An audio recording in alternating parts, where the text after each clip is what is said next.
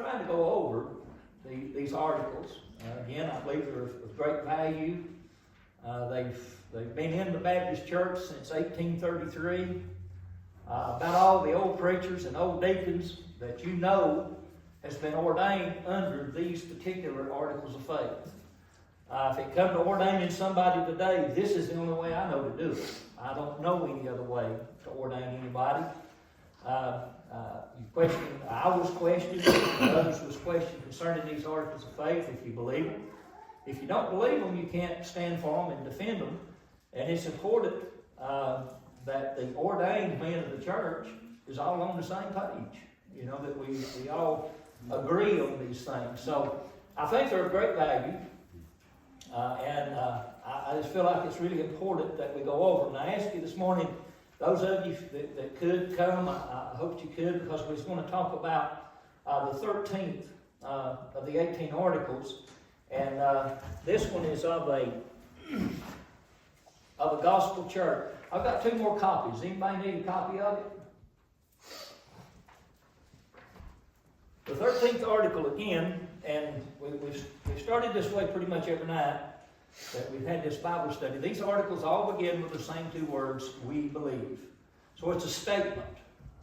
It's not an article that's put out there to be debated, argued over, anything like that. It's a statement.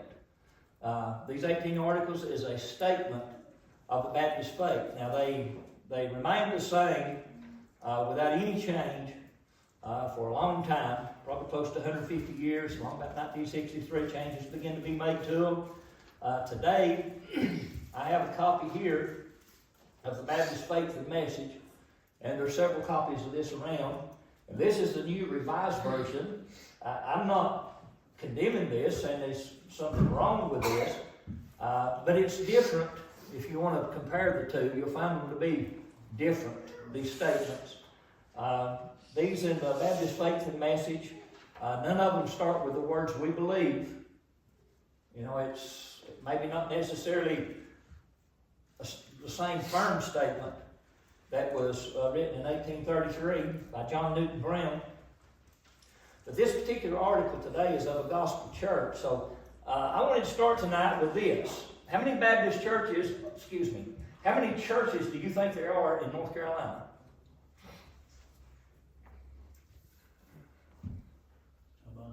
A bunch. It don't matter. I went and tried to get some numbers on this evening. It's hard to, nobody agrees with anybody, but the lowest number I found was 12,534, and the highest was over 17,000. You've got a 5,000 variance there of churches in North Carolina. So to me, that when I first read that, I thought, wow, that's a lot of churches, you know, scattered across North Carolina. Well, North Carolina is a pretty long state. If you drive all the way across it, it's a long ways to get out there. This number, this 12,534 numbers, the number I decided to go with because that's on the low end. And it was supposed to be accurate as of May 5th, 2025. Again, supposed to be. I can't tell you it was or not. But in that same article, it said 94% of those churches were single owner. And I had to think about that a few minutes. What does it mean, single owner? Who's the owner of the church? And I'm assuming that means New Martins Creek owns New Martins Creek.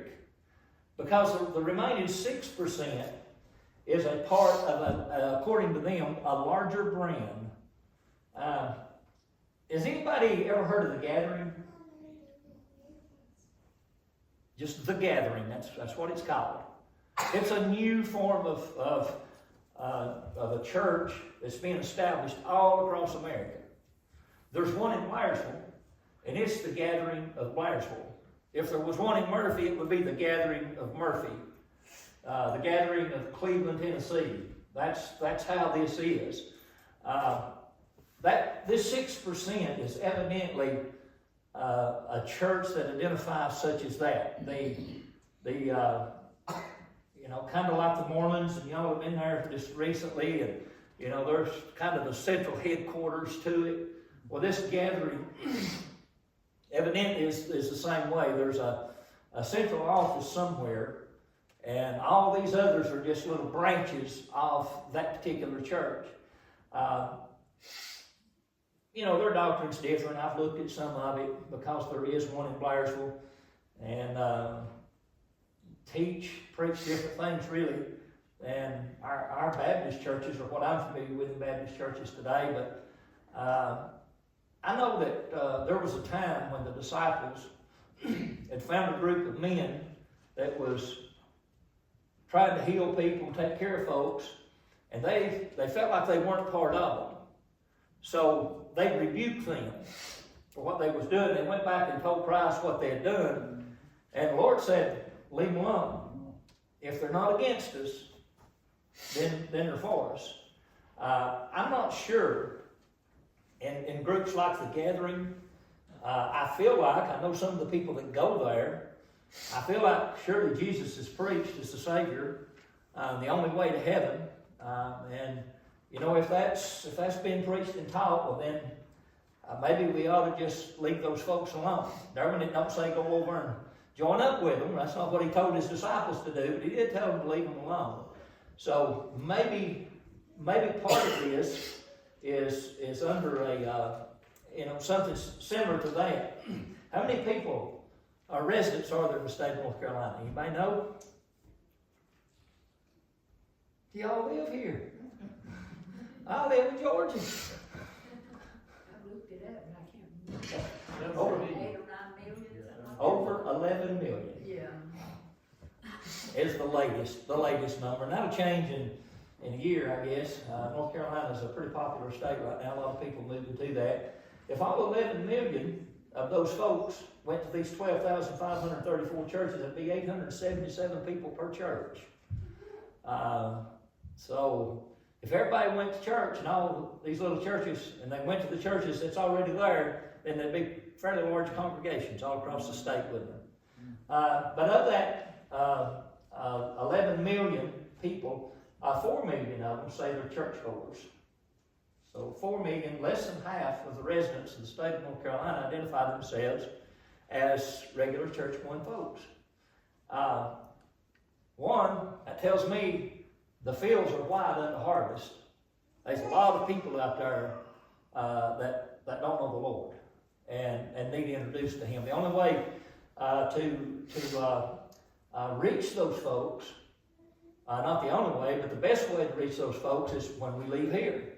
Some of them might come into the doors of their own accord, but generally not. We've got to go out and reach out to them and try to get them in. There's a lot of unchurched people in the state of North Carolina. Now, Cherokee County probably is not that same equation, but nonetheless, all across the state, and of those 4,240,000 people that say they attend church, that would still be 342 for every church. How many churches in Cherokee County have 342 people going regularly? I don't know. First Baptist? Maybe? Probably that one up there in high school. Yeah, the free will. Yeah. But evidently, for those numbers to work out, there's some churches that's got a whole lots of people going evidently. I wouldn't think there was that many of them to offset that much, but these are the numbers that I came up with. Again, I can't tell you that these are, that this is 100% accurate. I don't know that. This is just what I found online. About half of the people in the state of North Carolina that attend church identify themselves as Southern Baptist. So that's pretty good. And about a third of those 12,534 churches are Baptist churches. So the Baptists still have a stronghold in the state of North Carolina. I'm glad. That's a good thing. I'm glad but of all the Baptist churches that's out there, I can't be certain that all of them are teaching and preaching, the right doctrine.